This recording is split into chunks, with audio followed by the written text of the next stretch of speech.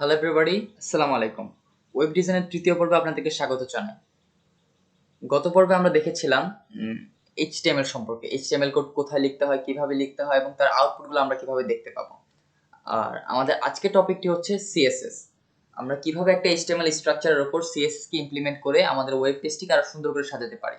So আমরা সেই বিষয়টাতে যাওয়ার আগে আমি আপনাদেরকে বলতে চাই, আপনারা যদি আমাদের পূর্বের ভিডিওগুলো দেখে না থাকেন তাহলে সেই ভিডিওগুলোকে দেখে আসেন, নয়তো আমাদের আজকের ক্লাসটা এবং আগামী যে টিউটোরিয়ালগুলো আমাদের চ্যানেলে আপলোড করা হবে সেই সম্পর্কে আপনারা কিছু বুঝতে পারবেন না।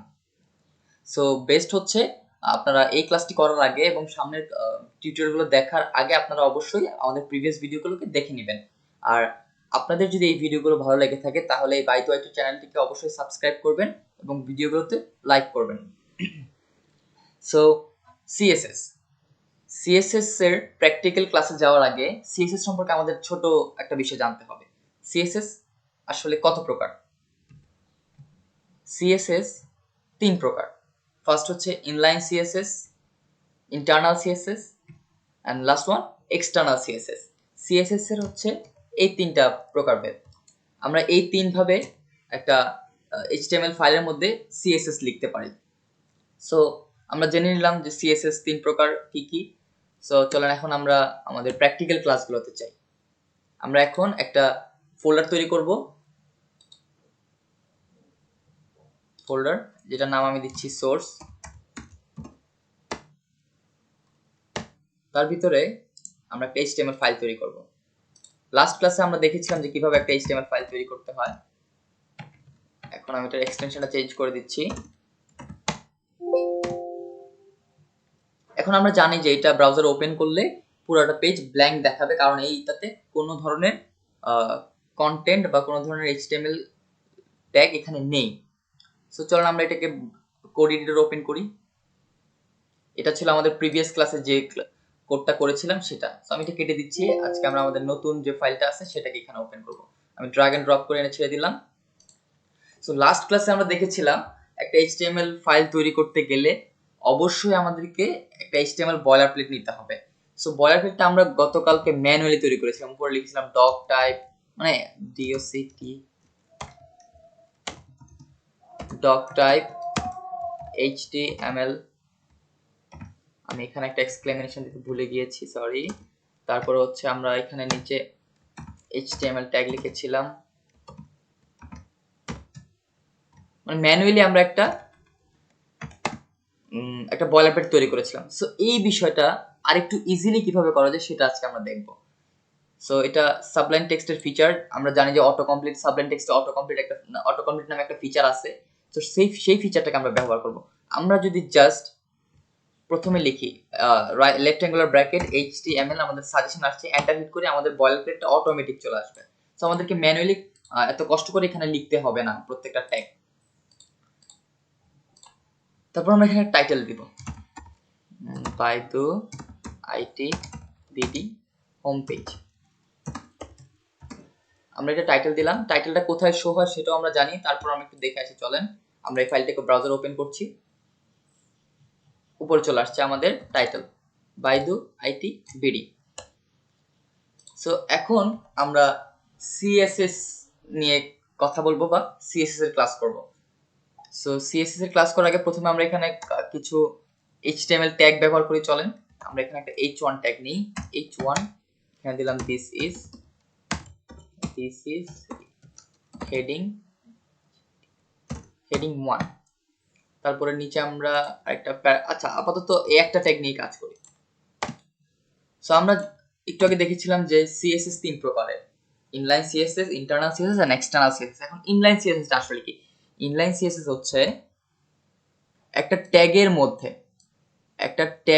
মধ্যে আমরা যে সিএসএসটা লিখবো সেটাকে বলা হয় ইনলাইন, মানে লাইনের মধ্যে। আমরা এই যে লাইনটা, এই লাইনটার ভিতরে যদি আমরা কোনো ধরনের সিএসএস লিখতে চাই তখন সেটাকে বলা হয় ইনলাইন সিএসএস। এখন ইনলাইন সিএসএস লেখার নিয়মটা হচ্ছে, আপনি যে ট্যাগটার উপর বা এইচটিএমএল এর যে এলিমেন্টটার উপর আপনি সিএসএস স্টাইলিং করতে চাচ্ছেন সেই ট্যাগের প্রথম যে বিগিনিং ট্যাগ আছে, সেই বিগিনিং ট্যাগের আপনি বলতে পারেন যে ট্যাগের নামটার পরে, অথবা বলতে পারেন যে বিগিনিং ট্যাগের লাস্টের ব্র্যাকেটের আগে আমরা একটা স্পেস দিব, দিয়ে এখানে একটা অ্যাট্রিবিউট নিব। আমরা অ্যাট্রিবিউটের নাম হচ্ছে স্টাইল অ্যাট্রিবিউট। স্টাইল অ্যাট্রিবিউটটা নিলাম, নেওয়ার পর আমরা ধরেন এই যে ট্যাগটা আছে h1 ট্যাগটা, এবং তার ভিতরে কন্টেন্টটা আছে দিস ইজ হেডিং 1। আচ্ছা, এখানে আমরা HTML CSS ইফেক্ট দেওয়ার আগে ব্রাউজারের আউটপুটটা আমরা একটু প্রথমে দেখে আসি, তাহলে বুঝতে আমাদের সুবিধা হবে। রিলোড করলাম, দিস ইজ হেডিং 1। এই হেডিং 1 এর কালারটা দেখেন একদম ডার্ক ব্ল্যাক। আমরা এই কালারটাকে একটু চেঞ্জ করব কিভাবে? CSS এর মাধ্যমে। সো আমরা একটা স্টাইল অ্যাট্রিবিউট নিলাম, এর ভিতরে আমরা বলে দিব, এই কোটেশনের ভিতরে বলে দিব কালার এখানে কালার দিব রেড। সেভ করলাম, কন্ট্রোল এস দিয়ে সেভ করলাম, ব্রাউজারে গেলাম, আবার রিলোড করলাম। লুক, আমাদের HTML এলিমেন্টের ভিতরে যে কন্টেন্টটা ছিল সেই কন্টেন্টের কালারটা চেঞ্জ হয়ে গিয়েছে।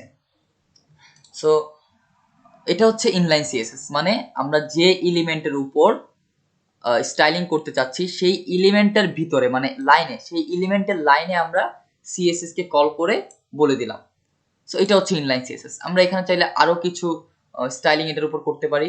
ধরেন আমরা এখানে কালার দিলাম, কালার রেড। এখন তারপরে আমরা আরেকটা উপাদান ব্যবহার করতে চাচ্ছি এই কন্টেন্টটার উপর।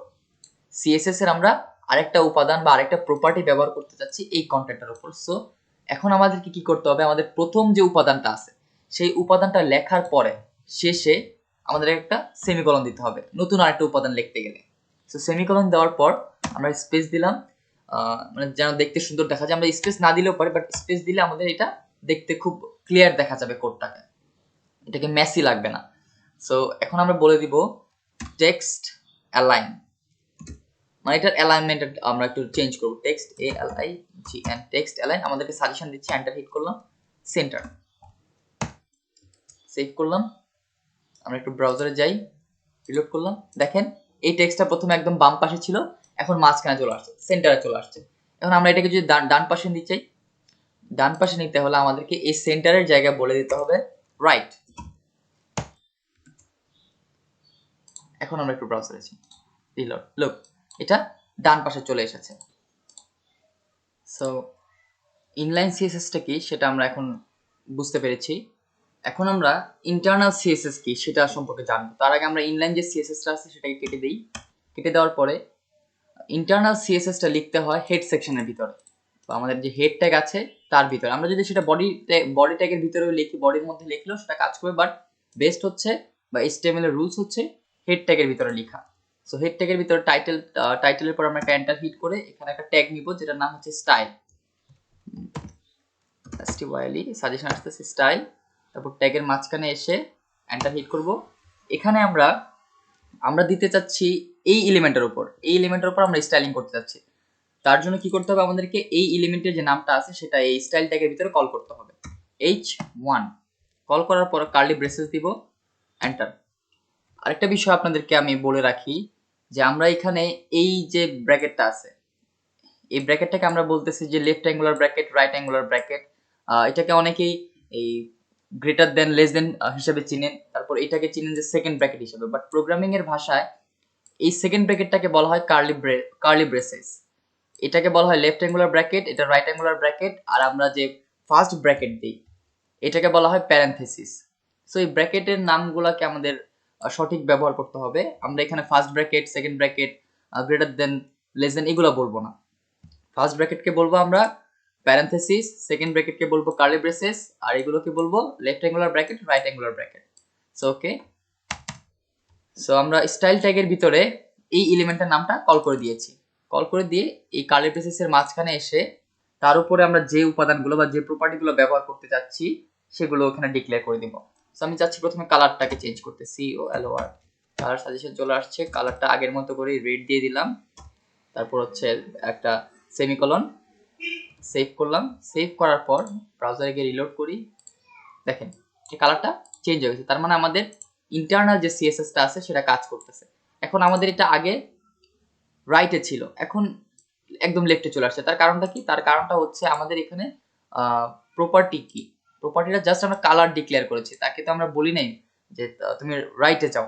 সো সে তাকে রাইটে নিতে হলে আমাদের কি করতে হবে? আগের মতো করি টেক্সট অ্যালাইন রাইট ডিক্লেয়ার করে দিতে হবে। সেভ করলাম, সেভ করার পর ব্রাউজারে গিয়ে আমি রিলোড করলাম। সো এটা কাজ করছে। তার মানে হচ্ছে ইনলাইন সিএসএসটা হচ্ছে আমরা যে এলিমেন্টের উপর স্টাইলিং করতে যাচ্ছি সেই এলিমেন্টের লাইনে আমরা সিএসএস কল করব। আর ইন্টারনাল সিএসএস হচ্ছে আমরা এলিমেন্টের লাইনে কল না করে সেই পেজের হেড ট্যাগের ভিতর আমরা সিএসএস অ্যাড করতে পারি বা কল করতে পারি। সো আমরা ইনলাইন সিএসএস দেখলাম, আমরা ইন্টারনাল সিএসএস দেখলাম। এখন আমরা দেখব এক্সটার্নাল সিএসএস। এক্সটার্নাল সিএসএস হচ্ছে এই সিএসএস গুলোকে বাহিরের একটা ফাইল থেকে কল করা। সো সেটা করতে গেলে কি করতে হবে আমাদের? ফার্স্টে আমরা যেখানে ফোল্ডারটা তৈরি করেছিলাম সোর্স ফোল্ডারের ভিতরে যে ফাইলটা তৈরি করেছিলাম HTML ফাইল, তার পাশে আমাদেরকে একটা CSS ফাইল নিতে হবে। সো আমরা একটা CSS ফাইল নেই, CSS ফাইলটার নাম দিলাম স্টাইল, STYL স্টাইল, এক্সটেনশনটা চেঞ্জ করে তাকে আমরা CSS ফাইলে রূপান্তরিত করলাম। তো এটা একটা CSS ফাইল হয়ে গেছে। তো এই CSS ফাইলটাকে আমরা ড্র্যাগ করে আমাদের কোড এডিটরে নিয়ে আসি। আনার পর এখন দেখেন এই যে ইনডেক্স ফাইল, তার পাশে হচ্ছে আমাদের CSS ফাইল। এখন আমরা বাহিরের একটা ফাইল থেকে আমাদের এই HTML ফাইলটাতে CSS গুলোকে ইমপ্লিমেন্ট করার চেষ্টা করব। সো তার জন্য ফার্স্টে আমাদের করতে হবে এই যে CSS ফাইলটা আছে এটার সাথে তো এটার কোনো লিঙ্ক আপ নেই এখন বর্তমানে। প্রথমে আমাদেরকে লিঙ্ক আপ করতে হবে। লিঙ্ক আপ করার জন্য আমাদের হেড ট্যাগের ভিতরে গিয়ে টাইটেল ট্যাগের নিচে আমরা বলে দিব লিঙ্ক নামের একটা ট্যাগ ব্যবহার করব। তারপর বাকিটা অটোমেটিক চলে আসছে। লিঙ্ক নামের যে ট্যাগটা আছে তার ভিতর হাইপার রেফারেন্স বা href নামে একটা অ্যাট্রিবিউট আছে, তার মধ্যে আমরা এই CSS ফাইলের লোকেশনটা বলে দিব। CSS ফাইলের লোকেশনটা হচ্ছে আমরা জাস্ট এখানে ফাইলের নামটা ব্যবহার করলে পারি, styl style.css সেভ করলাম। তার মানে আমরা কি করেছি, এই HTML ফাইলটার ভিতরে আমাদের এই CSS ফাইলটাকে একটা লিঙ্ক ট্যাগের মাধ্যমে লিঙ্ক করে দিয়েছি। এখন যদি আমরা এই এলিমেন্টের উপর একটা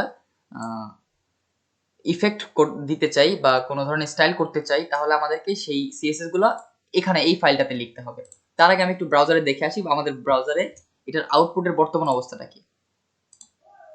ডার্ক ব্ল্যাক এবং সেটা লেফটে আছে, কারণ আমরা এখানে কোনো ধরনের CSS ডিক্লেয়ার করিনি।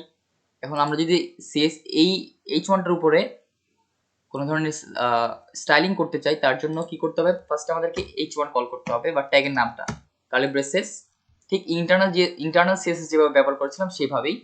সো ইন্টারনাল CSS এ আমরা কি করেছিলাম, এখানে একটা ট্যাগ নিয়েছিলাম স্টাইল ট্যাগ। সো আমাদের এক্সটার্নাল CSS ফাইলের মধ্যে এরকম কোনো ধরনের ট্যাগ নেওয়ার প্রয়োজন নেই, আমরা জাস্ট এলিমেন্টের নামটা কল করে দিলেই পারি। সো আমি এখানে বলবো যে কালার রেড, তারপর হচ্ছে টেক্সট লাইন সেন্টার করে দেওয়া। এখন যদি আমরা ব্রাউজারে যাই, রিলোড করি, দেখেন এটা কালারটা রেড হয়ে গিয়েছে এবং সে লেখাটা সেন্টারে চলে এসেছে। সো আমরা এখন ইন্টারনাল CSS কি, ইনলাইন CSS কি, ইন্টারনাল CSS কি এবং এক্সটার্নাল CSS কি, আমি আশা করি আপনারা সেই বিষয়গুলো ভালো করে বুঝতে পেরেছেন। এখন প্রশ্ন হচ্ছে, আমরা যখন একটা ওয়েব পেজ ডিজাইন করব বা ডেভেলপ করব, তার জন্য আমাদেরকে কোন CSSটা, কোন টাইপের CSSটা ব্যবহার করতে হবে? আমরা কি ইনলাইন ব্যবহার করব, না ইন্টারনাল ব্যবহার করব, না এক্সটার্নাল ব্যবহার করব? সো একটা স্মার্ট এবং স্ট্যান্ডার্ড ওয়েব পেজ তৈরি করতে গেলে অলওয়েজ আমাদের এক্সটার্নাল CSS ব্যবহার করা প্রয়োজন। তার কারণ হচ্ছে, আমরা যদি একটা ওয়েব পেজে বা একটা ওয়েবসাইটে কয়েকশো লাইনের CSS প্রয়োজন পড়তে পারে এবং সেটা হাজারের ঘরও যেতে পারে, হাজার লাইনেরও CSS থাকে একটা ওয়েব পেজের মধ্যে। সো আমরা যদি এখানে হাজার লাইনের CSS লিখি, তারপরে এই পেজটাতে যদি আমাদের HTML কন্টেন্টগুলো থাকে আরো কয়েক হাজার লাইনের, তখন এই পেজটাকে দেখতে বা এই কোডগুলোকে দেখতে খুব মেসি দেখা যাবে, এলোমেলো অগোছালো দেখা যাবে। সো এই বিষয়টাকে আমরা যদি একটু সাজানো গুছানোর কারণে এক্সটার্নাল CSS ব্যবহার করে থাকি। তার মানে আমরা অলওয়েজই এক্সটার্নাল CSS কে প্রেফার করব এবং এক্সটার্নাল CSS আমরা ব্যবহার করব। সো CSS সম্পর্কে আমাদের মোটামুটি আমি আশা করি ধারণা হয়ে গেছে। সো এখন আমরা জাভাস্ক্রিপ্ট এবং jQuery তে জাম্প করি। সো আমি এখানে একটু লিখছি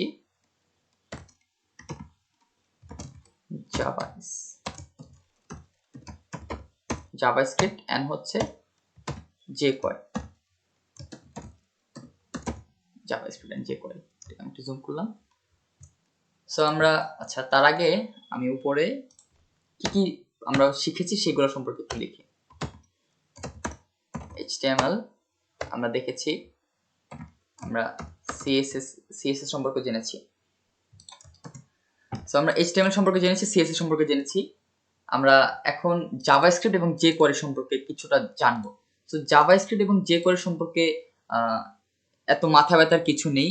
আমরা যেহেতু বুটস্ট্র্যাপ ফ্রেমওয়ার্ক ব্যবহার করব আমাদের একটা ওয়েব পেজকে ডিজাইন করার জন্য, সেখানে জাভাস্ক্রিপ্ট এবং jQuery যে বিষয়টা সেটা খুব ইজিলি আমরা ব্যবহার করতে পারি। সো আমি আপনাদেরকে জাভাস্ক্রিপ্ট এবং jQuery এত ব্রিফলি দেখাচ্ছি না। আমরা যখন প্রজেক্ট করব সেখানে আমরা জাভাস্ক্রিপ্ট এবং jQuery এর কাজগুলো প্রজেক্টের সাথে সাথে ধীরে ধীরে দেখব। সো আমাদের আজকের পর্ব এই পর্যন্তই। ভালো থাকবেন সবাই, ধন্যবাদ।